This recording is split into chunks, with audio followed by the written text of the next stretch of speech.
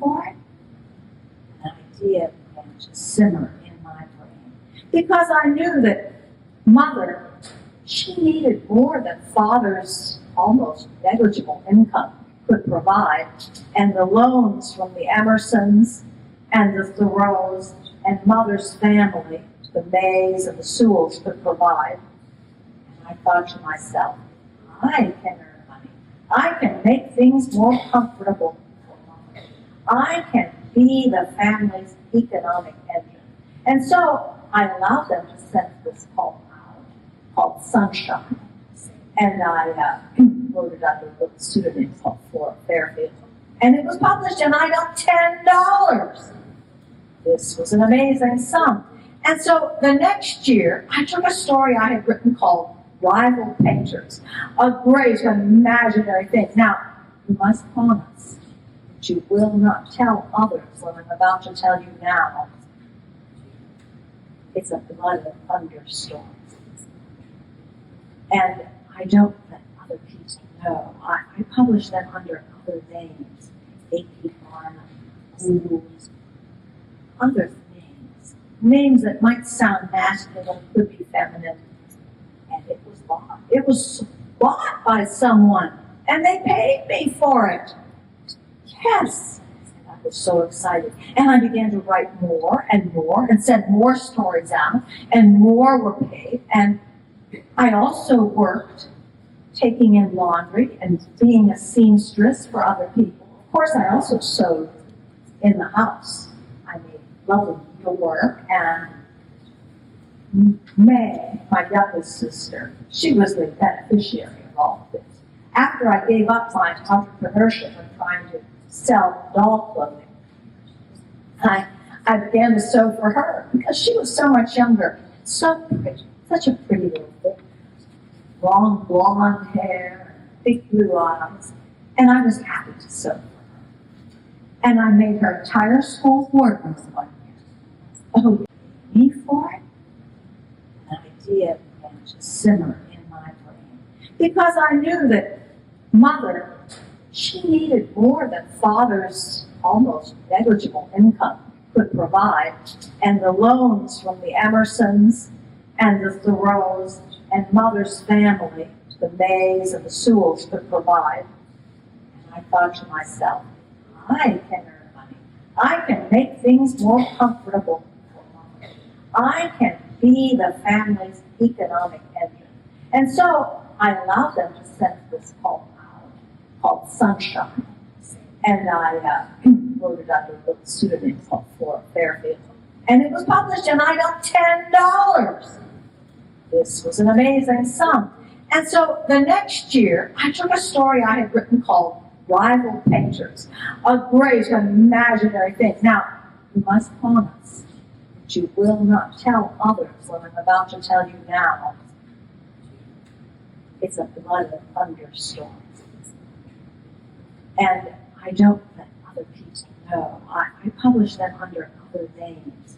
A.P. Barnum, Gould, other names. Names that might sound masculine, could be feminine. And it was bought. It was bought by someone. And they paid me for it. Yes. And I was so excited. And I began to write more and send more stories out. And more were paid. And I also worked taking in laundry and being a seamstress for other people. Of course, I also sewed in the house. I made lovely needlework, and May, my youngest sister, she was the beneficiary of all of this. After I gave up my entrepreneurship and trying to sell doll clothing, I began to sew for her because she was so much younger, so pretty, such a pretty little thing. Long blonde hair, big blue eyes, and I was happy to sew for her.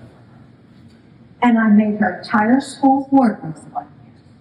Oh, this went on quite nicely. Into the 1850s, though, around 1858, we all got scarlet fever. That is, and I, Mother, May was at school, and Lizzie. We all got it. I recovered first, and then Anna, and then Mother, and Lizzie was the last. And after the illness, she seemed permanently weakened. The doctor said, because we had to call a doctor, normally we did not use doctors. You see, we had almost no money. As I said, Father did not earn much, if anything, and sometimes we went without supper. And sometimes when we had supper, Father had invited guests, so they got to eat, and we did not. And sometimes Mother invited guests to stay with us, and they got to eat, and we did not. So it was a little tough to be an outcast. But I was all. And I ran out in fields, and I played with Emerson's children, and I loved to listen in when Papa talked with Emerson and Thoreau. So many wonderful ideas. And finally, though, in 1858, that scarlet fever that we had all had, and the rest of us had recovered from, it began to really wear down on Lizzie. Her heart could not take it. She confined herself to our house. She did most of the housework, to be very truthful. She seemed to enjoy it, though once in a while she would say, "I am always at home and the rest of you are out." Sometimes Nan and I would go and put on theatrical productions in the various theaters of the area for charity. We would do these things. A lot of times they were based on works by Charles Dickens, who I admired very much as a writer. And other times, maybe she thought about teaching like Nan did, but she never left the house. She stayed in and worked really hard. And I sat with her, and Mother sat with her. Anna had gone on a teaching job, and May was at school. And we brought in all of our herbal remedies. We called doctors and ran up bill after bill. But none of it helped. None of the medicines they brought, none of the medicines we knew, none of our nursing, none of opening the windows, none of giving her soup, none of it worked, and she died. I held her hand and she died. And I don't think I've ever gotten over my dear sister's passing. But this went on quite nicely. Into the 1850s, though, around 1858, we all got scarlet fever. That is, and I, Mother, May was at school, and Lizzie. We all got it. I recovered first, and then Anna, and then Mother, and Lizzie was the last.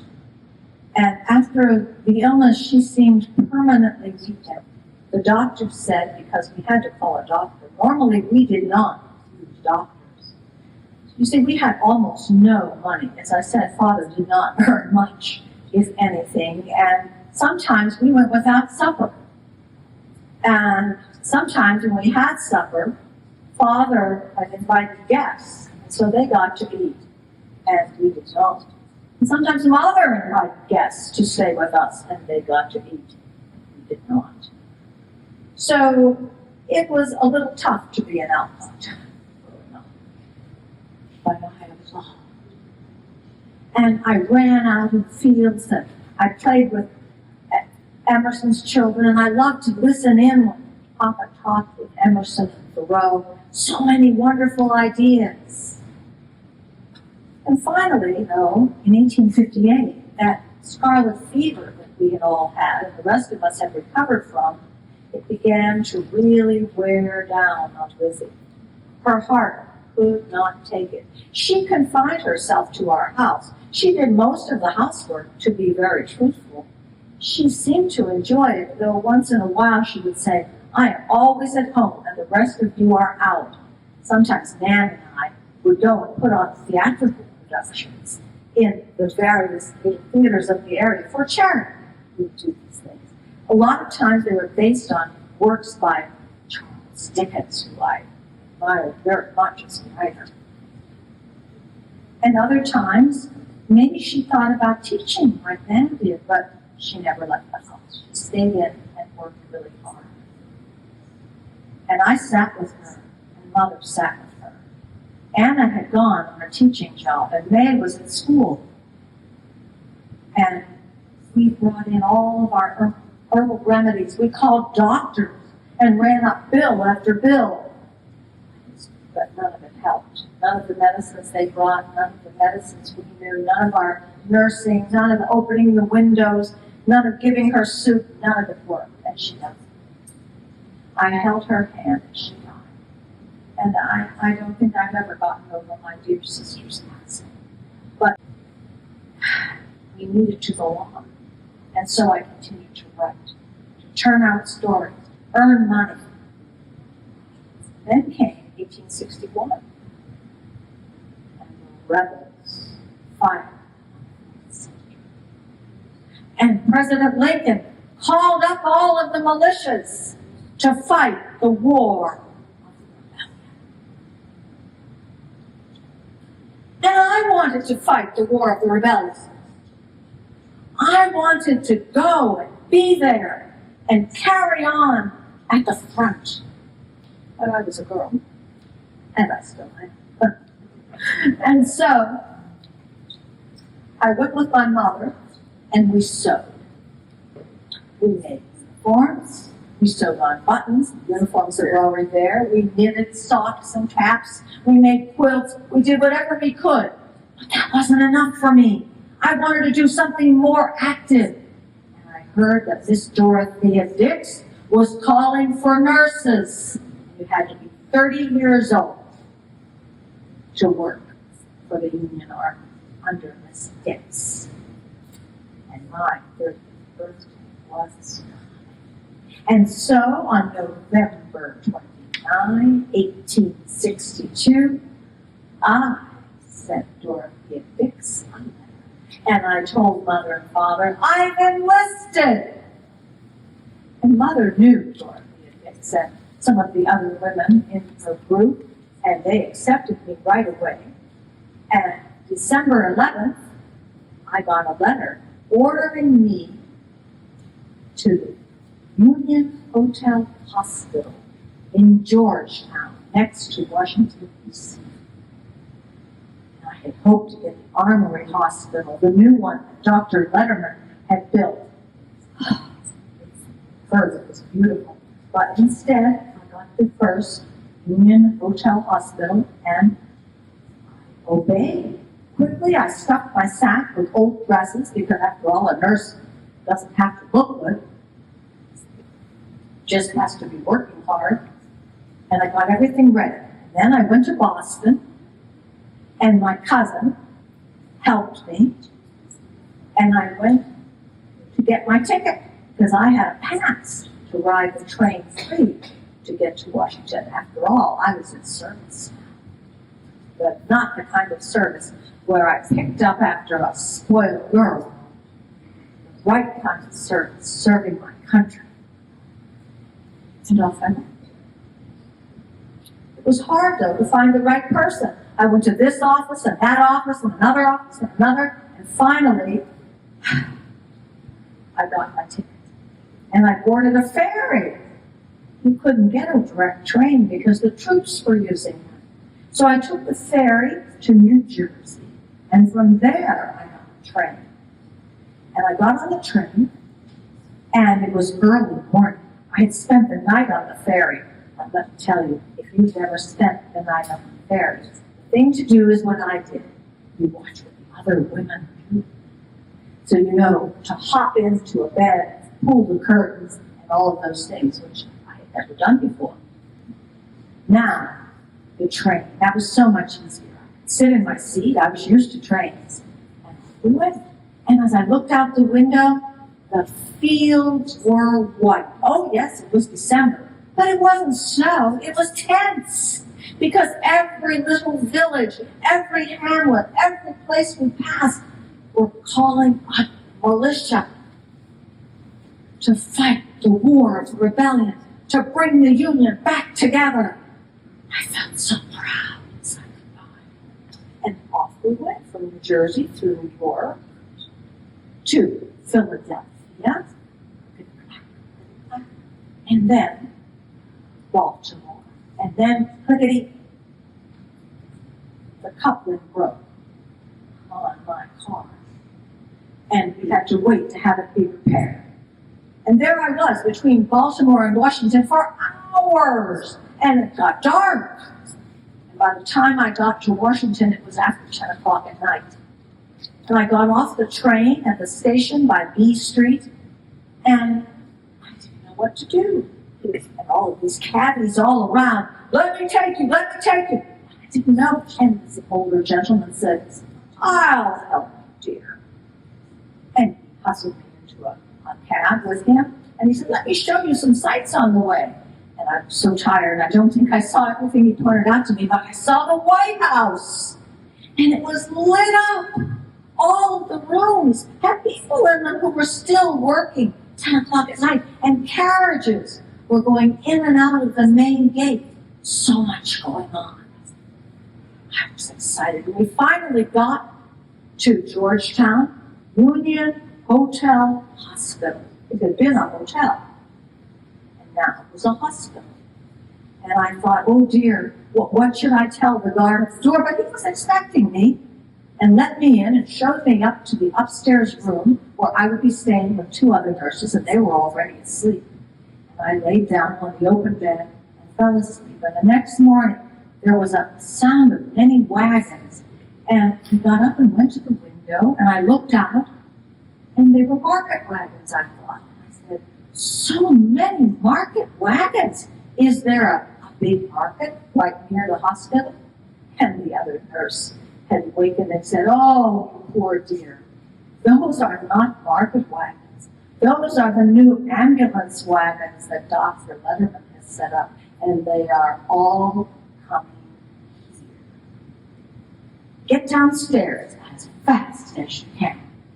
She was already dressed. I put myself together as fast as I could and ran down the stairs, and oh my goodness. I had been in many sick rooms because that's how we caught scarlet fever, you see.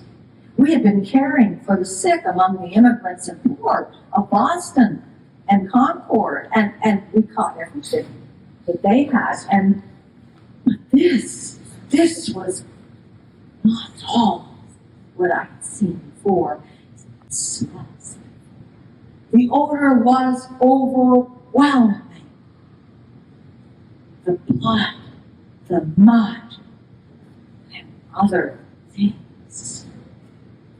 Men without arms, men without legs, being rolled into the front door and then taken into the room that was labeled ballroom to have their musket balls removed. Bed after bed, everybody was covered with mud, it was filthy, and hello, I was sort of just cowering there in the corner. Miss Hannah Ropes came up to me. Young lady, here's a basin, some soap and a towel. Get busy. You have to wash them all. We can't let them be dirty. The wounds will get infected. So I took the basin of water and I stepped over to the first man and I began to wash him. All of him. I had never, I didn't have a brother. So, you know what I mean. But I washed all of him, as I was supposed to do, and put him in the hospital dressing gown and to bed. And then the next one, and the third was an Irishman, a good-spirited fellow, red hair, smiling and said, now, young lady, you've washed my face and you've washed my middle, but you better let me get to the feet. What do you mean? I said, you see those feet? And I saw 2 muddy boots. And he said, the feet are just as muddy. And if I let you go at it, you'll be trying to pull off my feet like boots. No. Bent down and he took off the boots himself. And sure enough, his feet were as covered with mud as his boots had been. I began to wash them. And he laughed and laughed. I don't know if it tickled his feet or not, but he was a good-spirited fellow. And then I went to another man, a Michigan. He told me that right away. I'm from Michigan. Fredericksburg. good long way from me, but I was happy to fight for the Union. But they blowed off my right arm. And I have some other balls somewhere in me, I guess, too, but my right arm's gone now. So, after you finish washing me, when it's time for letter writing, maybe I'll get some help from you. And I agreed. Washed him up, but then he said, listen, that fellow over there in the corner, he's a red. Don't be nice to him. And I looked at the man and I thought, he is fighting against the freedom of the slaves. He started this war. He's the cause of all of this carnage I see around me. I don't want to be nice to him.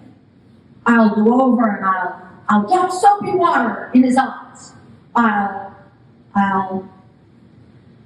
do what a good nurse does, and I'll take care of him just like the others. And so I went over to him and I said, sir, I'm here to wash your knee, not pleasantly, and said, I'll wash myself, and grabbed the basin, and grabbed the soap, and grabbed the towel, and soon he was just alive with bubbles.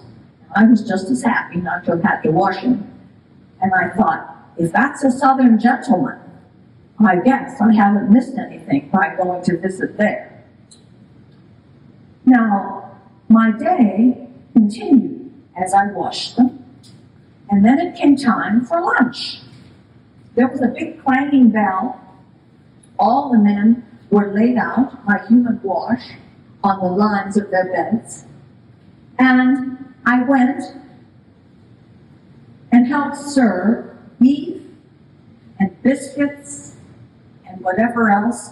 I hope the green stuff was vegetables and not mold from the meat. But in any case, I served it all. And this pinafore that my father packed into my luggage when I left was still clean. But believe me, my pinafore was like a bill of fare. Here you could see the mark of roast beef. Here you could see the gravy and the bread. Here a potato, there a bit of green. Why, you could read the menu right off my pinafore. And I went over to the Michigander, who had wanted some help. And he already had a piece of paper. And I don't know where it was. I guess another nurse had brought it to him, maybe Hannah Rose. She was a matron, and she seemed to know everything about everything. Quite a wonderful woman she was. And he had a pencil in his left hand and was making marks on the paper. And I swear an Egyptian might have recognized them as hieroglyphics, because English they were not. And I said, well, what are you writing, sir? And he said, I'm writing to my girlfriend, Jane, my sweetheart. Oh, that's wonderful. Do you want me to help you? No, I'll do it. I'll do it, young lady. You might just, maybe a word here for me, spell something for me. My spelling's not too good. That's what I needed your help with. Oh. And he proceeded, and I saw that he was working out some kind of thing, telling her that he missed her. I could understand that. And I thought to myself, this man is more for Cupid than for the god of war. And sure enough, the letter was ready, and we sent it off the next day. Now, the next day, we ran through much the same. The wounded that came in through the door, we washed them. We got everything ready. Men who had had amputations on the field but needed another amputation or more surgery were set up in another room. And I offered to assist. And I did assist at one or two. And then there was the time of general helping them. And the men kind of liked it because, you see, I read to them, and I helped them with their letters. And I also did some of those little plays in a one-woman kind of way that my sister Nan and I had put on. They particularly liked the ones from Dickens, from the old curiosity shop, Mrs. Jarley. It was kind of a play and a tableau. And my favorite was acting out the sewing machine. You may know of Mr. Howe's machine, but I like the singer la la la.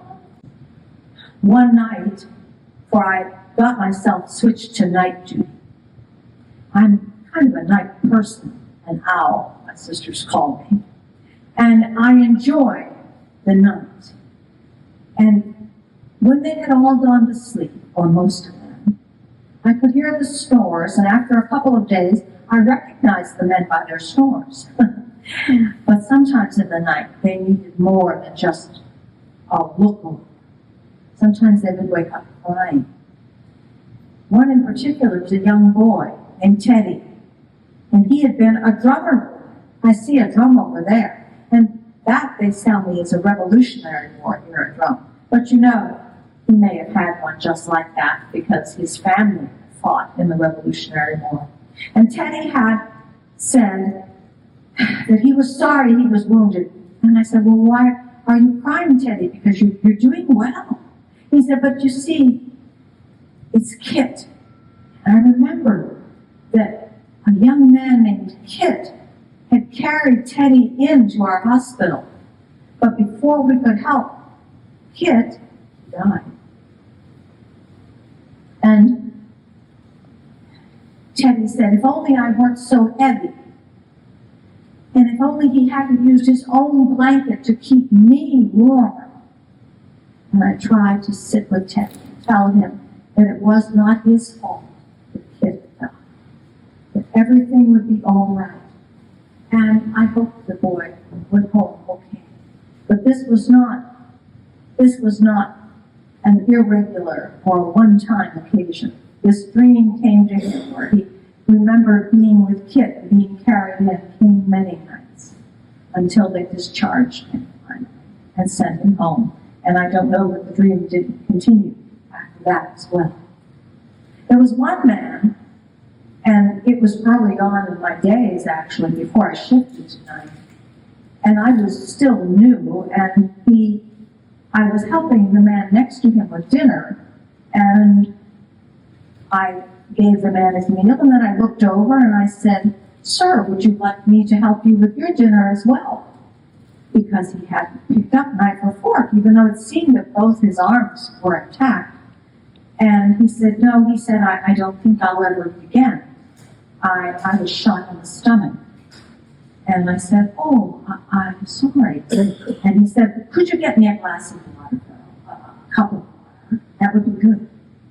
I said, of course I can. And I went to the pails where we kept the water, the fresh water that they brought up to the ward, but it was empty. And so I went around and did some other chores, helped some of the other men, and I asked the steward to get more water because you had to go down and out into a well, and I couldn't leave the ward for all of that. And when I dipped my cup in, took it carefully over to the young man, he looked like he was asleep. But when I touched him, he was cold. He had died. And it broke my heart because I thought back to my Lizzie. She had died, but we were with her. And this poor young man had died alone, waiting for a cup of water. It didn't come. And I resolved that I would quickly rush to any of the men who needed something from me so that they would not be alone. And that would be my main work. I divided the men up into 3 groups. There was the duty group, where I brought them plasters and bandages and things that they needed. There was the fun group, who were healing, and they enjoyed my little imitations from Dickens and all the rest. And I would tell little jokes, and I'd pass on gossip, they told me. That's how I knew that they called Burnside the butcher. One of the men told me, and I must admit I passed it on, and it got lots of laughter from the men. Sad, ironic laughter, because there they were. And there was a West Virginia man. There were 500 or so from 7th West Virginia. And some of them were West Virginia men on my ward, but one of their officers had been wounded, and he was not in my care. He was in the officers' unit behind the Union Hotel Hospital. But they spoke highly of him. They said that he was a good man and that all of the men in their unit had shown bravely. And later I found out that the officer had written the same. So, with that, comforting Teddy, and I saw a young man who was sitting straight up. And I discovered that his name was John Shore. He was a Loyalist Virginian. There was a Loyalist Virginia unit, and he was a blacksmith in civilian life. And the doctors had just left his bed, and as they passed by, I said, "What is wrong with him?" And they said, "Oh, he's been shot in the lung. He will not survive long. Every breath he takes is like a stab inside him. No, he is not long for this world." And I said, "Oh, did you just tell him that?" No, we can't tell him that." "I know, why don't you tell him? It's always better if it comes from a woman." Well, I didn't want to tell him that. And I didn't tell him right away. But instead, I saw him day after day and tried to do what I could for him. He had such an appearance. He was handsome.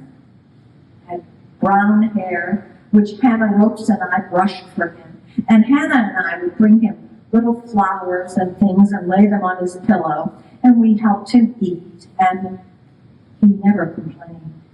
And one day I saw him, though, looking down, and tears were falling. And I said, "John, do you need someone to sit with you?" And he said, "Yes, that is exactly what I need." And I said, "Well, why didn't you ask?" And he said, "Well, you seem so busy. I didn't want to be a burden." So after that, Hannah and I took turns making sure that we would go and sit with John, not waiting to be asked by him. And a few days later, though, I was working in another part of the ward, and one of the men came out and said, "It's good that you would come now to be with John. He needs you." And so I went back and I sat with him. And he said, "I think this is my time now." Fredericksburg was my first battle. It's my last, isn't it? And I looked at him, and I could not lie to him. I knew that the doctors had told me to tell him, and so I admitted, "Yes, John, this is your last battle." And he said, "I'd like you to write a letter for me. Help me, please." "To your mother?" I said, or to your wife?" "Oh, no, I have no wife. You see, this ring on my finger it was my father's. My father died, my mother's a widow. And I am the man of the house now. I'm the oldest. So I work so that my sister can possibly get married, and my younger brother can finish school. And after all, I take care of them. So I want you to write to Laurie, my younger brother, and tell him that I will tell Mother that I'm in the hospital. And then, please to write me so that I can hear from Mother before that time comes." And so I wrote it and sent it out. And then I sat with John. And I sat with him. And he began to tremble. He began to cry out with the pain. And finally he said, "I cannot breathe. Give me air." Then he passed on. And the marks his strong grip left on my hand remained for days, because I would not leave his side. I would not pull my hand away from him. He needed someone with him. I could not be his mother. I could not be his wife or sister, all of these boys, but I could be in their place and help them as they bridged over from this life to the next. And I felt that was my true calling. And so it was. And as we prepared John and we laid him out, just as you would a home funeral, we did not do that for most of the boys because they had to be removed from their beds and quickly taken to the grave because we needed that bed for another man. But for John, everyone agreed we would have a small ceremony. And we laid him out, Anna Ropes and I. And the other men, they heard, and they came to pay their respects to John. So much was he respected. And he was not an officer, but his kindness and his goodness, it shone through. And I remembered that someone had told me once, no goodness is ever wasted. And for sure, John's goodness, though he died so young, was not wasted. Because the faces of those who came by to see him, my Michigander came, and bid him farewell. And then they took him to the government cemetery and buried him. Now, we really went on, and then January 1st. That was an exciting day. I was up till midnight, December 31st, looking out my window, and there was yelling and screaming in the street as there would be for any New Year, but there was special celebration because of the Emancipation Proclamation, January 1st, 1863. How thrilling to be in Washington for that time. And Hannah was ill too, and several nurses were, but Hannah and I were the sickest. And at first I thought I could go downstairs, and I could eat, and I could at least sew, if I couldn't serve by working with the men. But no, I soon became so ill that I could not leave my bed. And people came to my room and they brought me soup and they brought me remedies, and the doctors came and talked over me and did this and did that and gave me medicines. I believe there's a bottle of the very medicine I took out there in that case. It's called mercury. And they gave it to me and I took it. Many doses of it. Calomel. Mercury. So I was there and I began to hallucinate at night like one of the soldiers.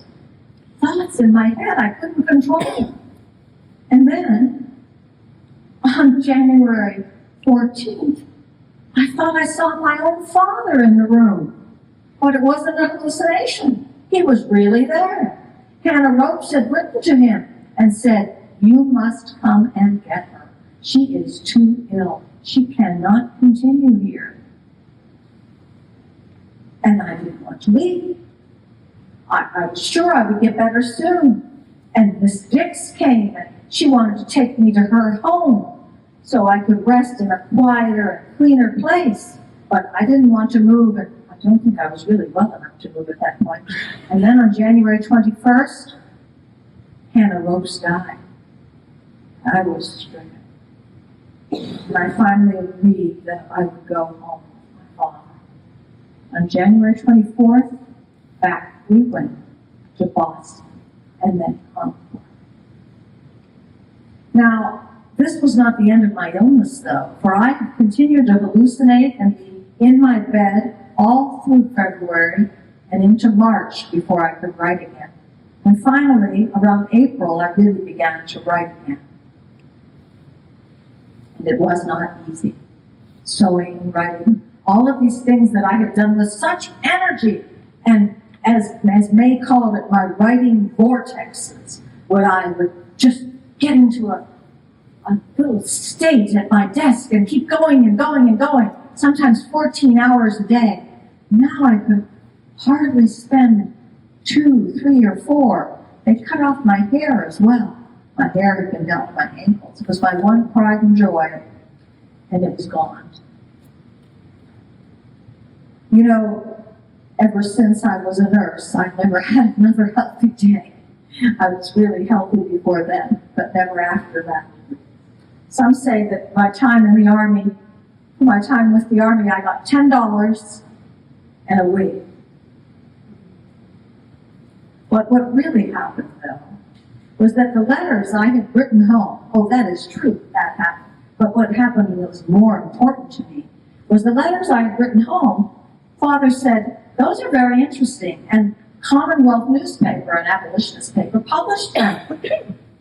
And then editors came and they said, say, we'd like to put those in a book. Can you put them together in a book for us? And I did, and I called myself Tribulation Periwinkle, and wrote them with even more humor, because people needed that. War was terrible. It was 1863. The Union was not doing well. And my book was published, and people loved it. I was amazed. I did not understand why these tales were so popular. And then I realized these came from my personal experience. These were not figments totally of my imagination. There was lots of blood in the hospital sketches, but it was not imagined. My feelings for the different men, they were real. And my own heart was more open to all the people around me from what I had experienced in the war, even though it was a short experience. And so I began to work and write on other things, on my book Moods. A publisher said, okay, we'll look at that now. We'll consider publishing that, because Hospital Sketches was a good seller.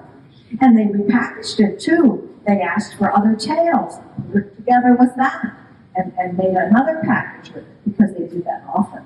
In those days, I wrote a story about the contrabands I met in Washington, who were here and there and everywhere, celebrated their freedom with such joy on January 1st. And then I took a job, because you see, there was not quite enough money for Hospital Sketches to pay all of the Alcott debts. And this job was going to let me go to Europe, and I was very excited. I was to be, I guess. She was not very lovely with to make money from what they print. And I was not at all interested. Book for girls, I could just imagine it. And so I said no. But then Mr. Niles was craftier than I. He went to my father, who was just wishing for a publisher to go to him. He had a book of his teachings, his conversations that he called tablets, and he was just hoping for it to be published. And Mr. Niles said, you know, if your daughter will do the book for girls for us, we will publish tablets. You only have to convince her. And so he did.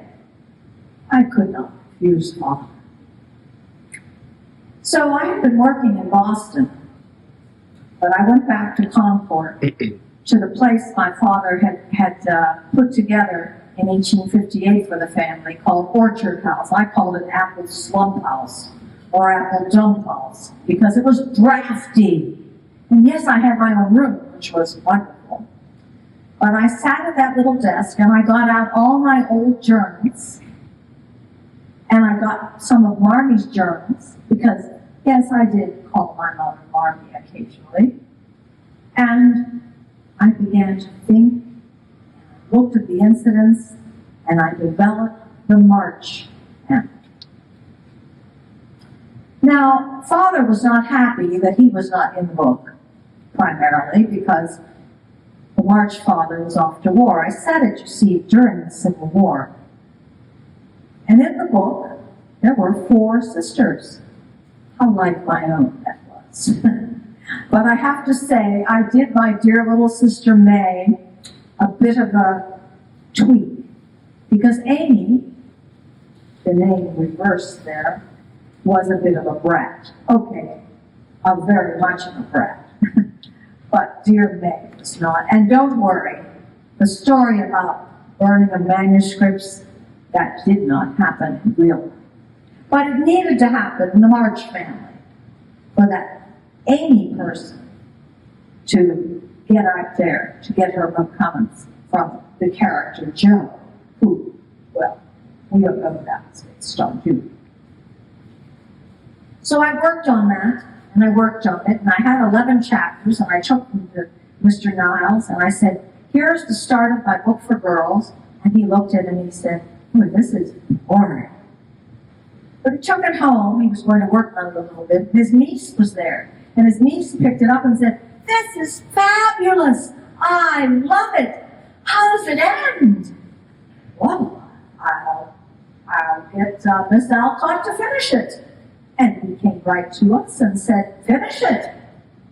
And then he said, "If it was loved that much by my niece, I'm going to give you a bit of advice, Miss Alcott. I hope you'll take it. Do not let us keep the copyright.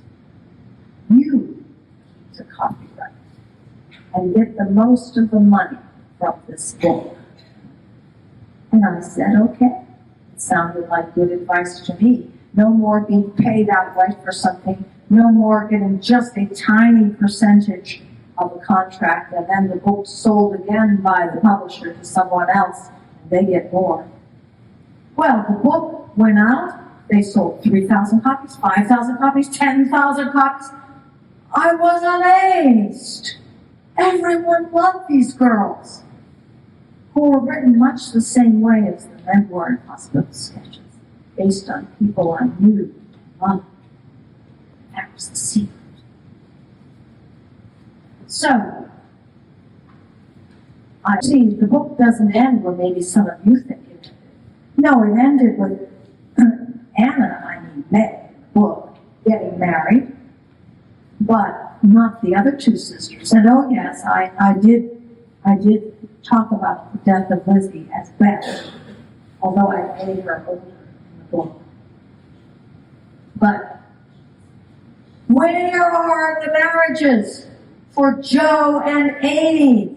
They clamored at me. The letters piled up high. And would you believe, most of these letters wanted Joe to marry Laurie. But I was not having any of that. He was too much of a flippity-gibbet. Too lightweight for Joe. She was a reader, as was I, of Gershwin. She knew philosophy. She wanted someone who could talk with her about ideas. And so I sent her to New York, where she met Friedrich Baer. And they married.